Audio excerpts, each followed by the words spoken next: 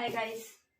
जैसे कि मैंने सप्लाई की पहली वीडियो डाली थी, आपको अच्छी लगी हो तो प्लीज मेरी वीडियो को जरूर लाइक करना।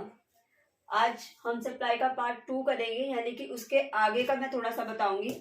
लास्ट वीडियो में मैंने आपको सप्लाई के बारे में बताया था, सप्लाई के फैक्टर्स बताए थे मैंने।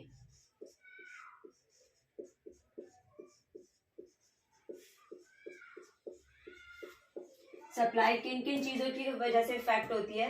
पहला फैक्टर मैंने आपको बताया था प्राइस ऑफ द गुड्स, ठीक है। सेकंड फैक्टर मैंने बताया आपको price of the related good. Third factor मैंने आपको बताया था cost of factor of production. Fourth थी टेक्नोलॉजी और फिफ्थ थे अदर फैक्टर्स। अदर फैक्टर्स में टैक्स और सब्सिडी। आज हम पढ़ेंगे change in quantity supplied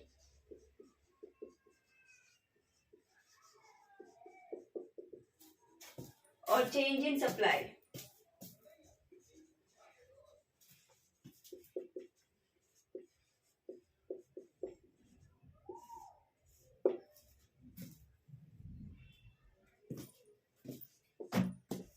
change in quantity supply, जब कभी भी सप्लाई सिर्फ प्राइस की वजह से इफेक्ट होती है, यानी कि सिर्फ प्राइस की वजह से बढ़ती या घटती है, तो उसको चेंज इन क्वांटिटी सप्लाई बोलते हैं। लेकिन जब सप्लाई प्राइस के अलावा दूसरे फैक्टर्स, यानी कि इन चारों की वजह से या फिर जिन फैक्टर्स में प्राइस ना हो, ठीक है, तो प्राइस के अलावा दूसरे फैक्टर्स की वजह से जब सप्लाई में चेंज आएगा तो उसको बोलेंगे चेंज इन सप्लाई।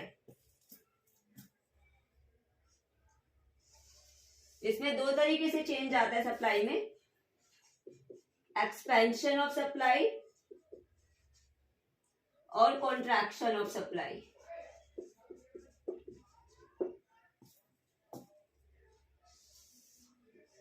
इसमें सप्लाई क्या होती है, मूव करती है ऊपर से नीचे, नीचे से ऊपर, ठीक है, तो वो मूवमेंट होता है सप्लाई में। इसमें मूव करेगी, या तो ऊपर की साइड मूव करेगी सप्लाई या नीचे की साइड मूव करेगी, इसलिए इसको मूवमेंट अलोंग सप्लाई कर्व भी कहते हैं।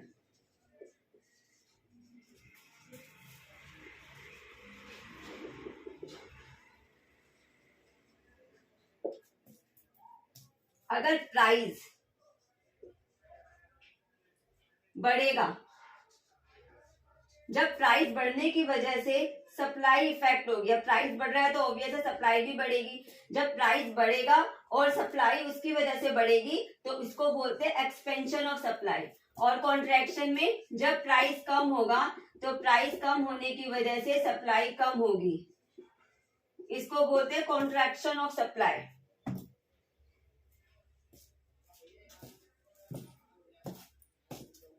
चेंज इन सप्लाई में क्या होता है, जब प्राइस के अलावा दूसरे फैक्टर्स की वजह से, ये सिर्फ प्राइस की वजह से बढ़ता है और ये अदर फैक्टर्स की वजह से जब सप्लाई में चेंज आता है तो उसको बोलते हैं चेंज इन सप्लाई। इसमें सप्लाई दो तरीके से चेंज होती है, इंक्रीज इन सप्लाई, या तो सप्लाई में सप्लाई बढ़ेगी या सप्लाई कम होगी, और डिक्रीज इन सप्लाई।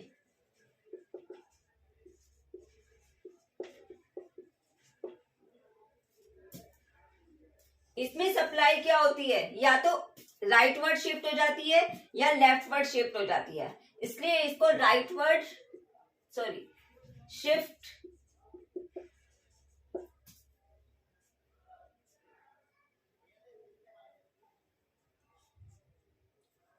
इसलिए इसको shift of the supply curve भी बोलते हैं।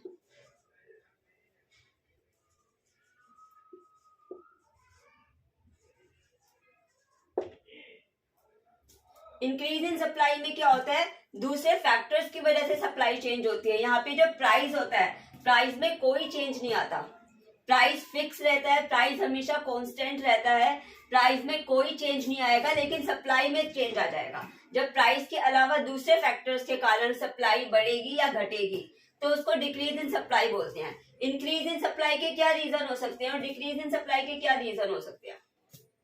प्राइस को छोड़ के ये चार मैंने बताए थे। जैसे रिलेटेड गुड्स था, रिलेटेड गुड में मैंने आपको बताया था वीट और राइस का एग्जांपल मैंने दिया था आपको। वीट आप यूज कर रहे हो, राइस आपकी रिलेटेड गुड है, और अगर राइस का प्राइस अगर कम हो जाए, जो अदर गुड है यानी राइस का प्राइस अगर कम हो जाए तो हमारी गुड यानी वीट का प्राइस बढ़ जाएगा। तो यानी कि इंक्रीज, जब प्राइस बढ़ जाएगा तो सप्लाई बढ़ जाएगी, यानी इसका मतलब हो गया decrease in the price of related good.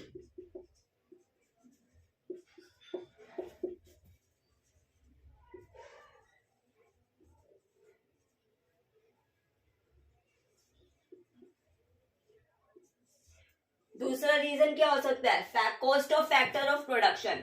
अगर किसी भी रॉ मटेरियल की कॉस्ट कम हो जाएगी तो सप्लाई बढ़ जाएगी। यही बताया था मैंने आपको लास्ट क्लास में।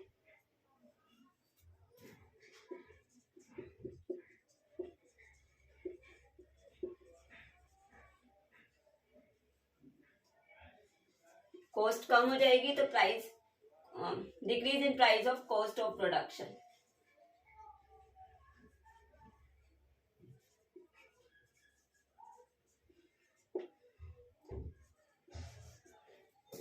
एडवांस टेक्नोलॉजी यूज करोगे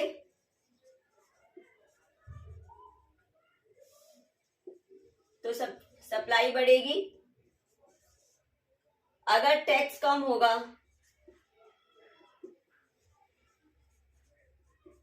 तो सप्लाई बढ़ेगी। अगर सब्सिडी ज्यादा देगी गवर्नमेंट हमें तो भी सप्लाई बढ़ेगी। सेम इसके अपोजिट रीजन है डिक्रीज इन सप्लाई के। जैसे यहाँ पे decrease in the price of related goods, तो उसमें डिक्रीज इन सप्लाई में क्या हो जाएगा, increase in the price of related goods. यानी कि अगर राइस का प्राइस अगर बढ़ जाए तो ऑटोमेटिकली वीट की सप्लाई कम हो जाएगी, यानी हमारे गुड की सप्लाई क्या होगी, कम हो जाएगी, decrease. Same price of cost of production decrease, increase in supply में डिक्रीज हो रही है तो डिक्रीज इन सप्लाई में ये इंक्रीज हो जाएगी। एडवांस टेक्नोलॉजी से सप्लाई बढ़ती है तो बेकार टेक्नोलॉजी से सप्लाई क्या होगी, कम हो जाएगी। टैक्स कम होने से सप्लाई बढ़ेगी तो टैक्स ज्यादा होने से सप्लाई कम हो जाएगी। सब्सिडी ज्यादा होने से सप्लाई बढ़ेगी तो सब्सिडी कम होने से सप्लाई कम हो जाएगी। तो सेम इसके रीजन, इसके अपोजिट डिक्रीज इन सप्लाई के रीजन होते हैं। ठीक है, आप ये नोट करो।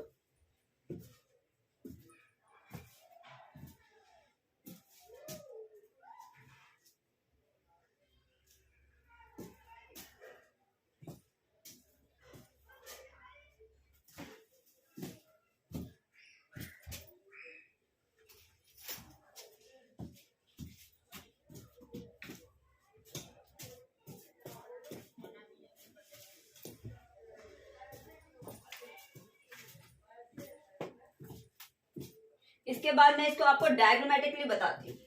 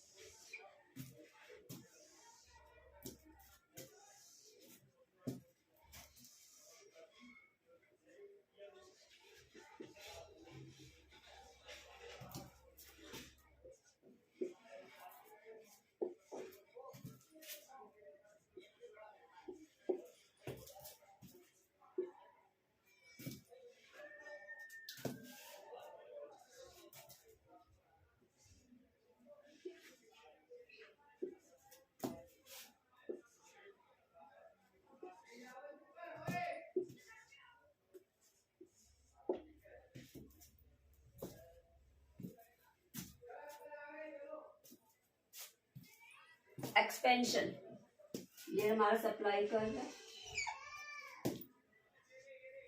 एक्सपेंशन में मैंने आपको बताया था प्राइस बढ़ेगा तो ऑटोमेटिकली सप्लाई भी बढ़ेगी,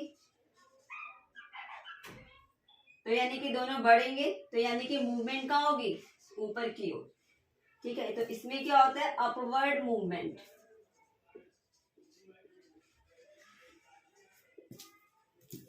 ये रहा हमारा सप्लाई कर्व। इसमें प्राइस क्या होगा, कम होगा, प्राइस कम होगा तो सप्लाई भी कम होगी, तो इसमें क्या होगा, डाउनवर्ड मूवमेंट।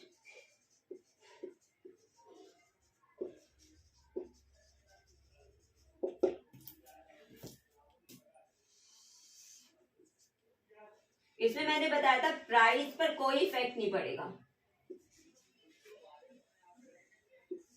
लेकिन हमारी सप्लाई जो है वो बढ़ गई।